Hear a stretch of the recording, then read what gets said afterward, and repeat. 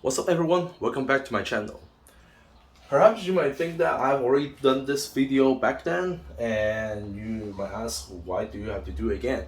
Well, if you think it that way, it means that you're kind of correct, but not absolutely right. Because again, if you want to go back to take a look to that video, you will see that there's a slight difference between the setup in that video and in this video.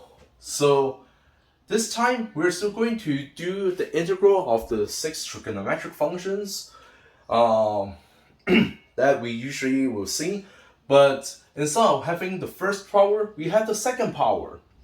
And this is the difference. When we actually raise it to a second power, how are we going to deal with it? And do we still start with sine as always, the sine function, or maybe the cosine function? Well, of course we can do that, but it doesn't ask that we have to do it that way, right? So we can actually do it in any order we want. So how should we do it? Here we go. So all of these 6 expressions, there are actually 2 that are kind of considered fundamental in integral of trigonometric functions, or you can think of the antiderivative of the trigonometric functions. Because as we know that the derivative of sine is cosine, where the derivative of cosine is negative sine.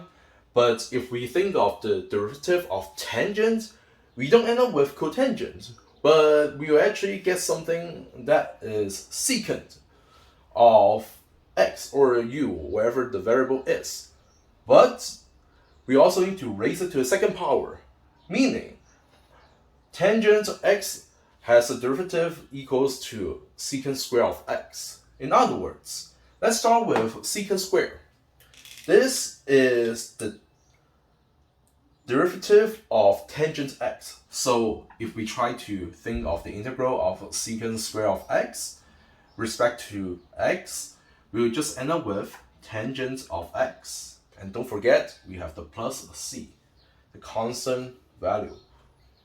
So in the similar argument, we have the square of cosecant of x is actually equal to the derivative of negative cotangent.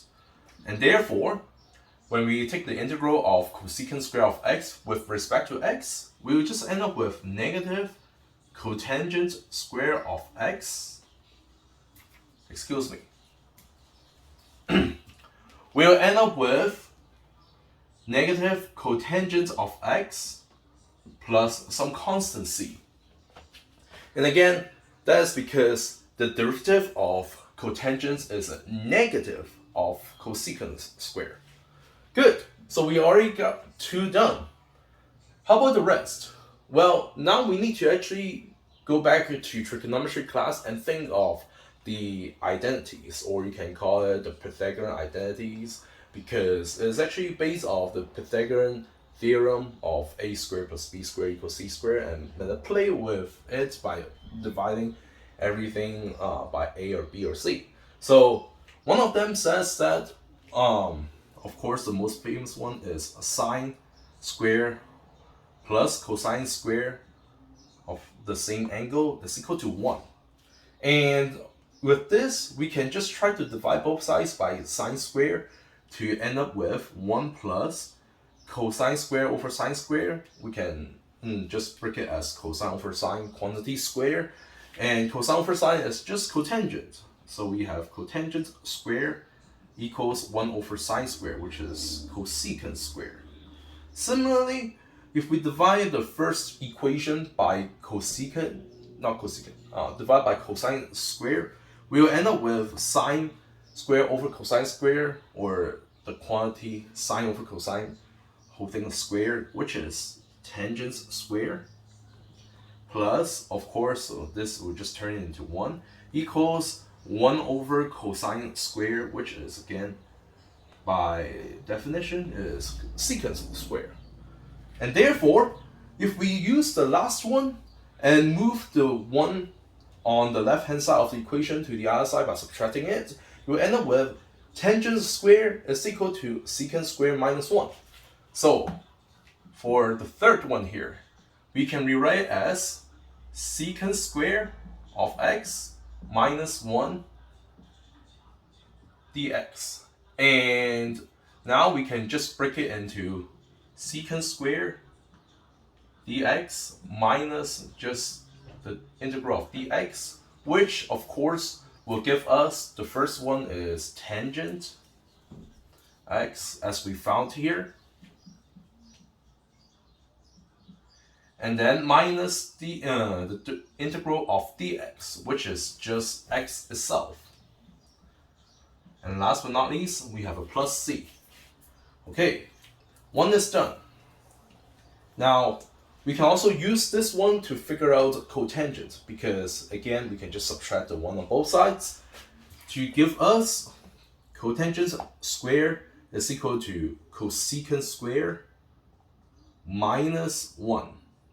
And again, we can just break this subtraction into two parts to get cosecant square of x dx minus the integral of dx. And again, we already know what cosecant square of x is. It is negative cotangent x.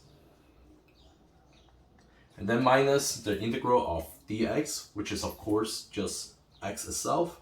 And last but not least, the plus c. Good.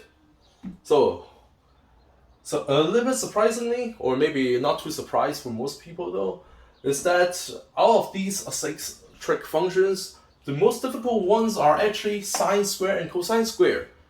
What should we do?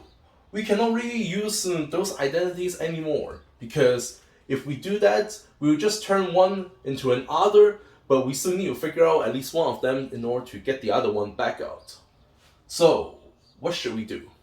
Well, we also have another trig identity that says when we have cosine of 2 theta, which is a double angle formula, we can actually get cosine square of theta minus sine square of theta. And again, we can use the first equation that we just erased of the Pythagorean theorem, Pythagorean identity, which says sine square plus cosine square is equal to 1.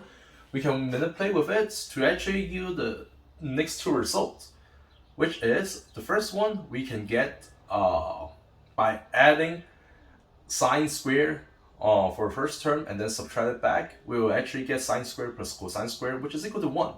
And then minus this copy here with the extra copy, so we actually get 2 copies out. And then if we try to add cosine square, or try to subtract cosine square for second term instead, we'll actually get negative sine square minus cosine square, which is equal to -1. And then don't forget, we need to add the copy back to the first terms to give us 2 cosine square. Good. And because of this, we can now try to use the 2 identities down here to actually change the sine square and cosine square in terms of cosine of 2 times the angle. So for sine square, we actually get this equation here, which is equal to 1 minus 2 sine square of theta, or to x in this case, equals to cosine of 2x. So if we play around, we'll actually get 1 minus cosine of 2x is equal to 2 times sine square. So we just need to divide that by 2, meaning we get 1 minus cosine of 2x over 2 is equal to sine square of x. So now we just need to write the dx here. Now let's try to rewrite the second one as well.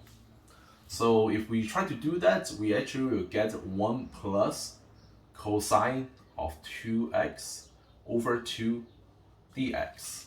And therefore, ladies and gentlemen, if we integrate now, we will get the integral of 1/2, which is just 1/2 x, minus the integral of, well, we can write the 1/2 out, the integral of cosine of 2x.